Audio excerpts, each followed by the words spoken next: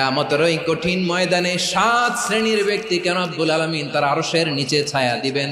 তার মধ্যে প্রথম শ্রেণীর ব্যক্তি হলো ইমামুন আদিল, যে ইনসাফের সাথে বিচার করে, যে জাস্টিস সমাজে সার্ভ করে, যে সুশাসন নিশ্চিত করে, ওই ইমামুন আদিল। আদিল শব্দটা বুঝছেন না? ইন্নাল্লাহা ইয়া'মুরু বিল আদল, পাইছেন? আদিল। 7 শ্রেণীর ব্যক্তিকে আল্লাহ তাআলা সুশীতল আরশের নিচে ছায়া দিবেন, যেদিন তার দেয়া ছায়া ছাড়া কোনো ছায়া থাকবে না। এর প্রথম হচ্ছে ইমামুন আদিল, ন্যায়পরায়ণ শাসক। চিল্লায় বলেন সুবহানাল্লাহ।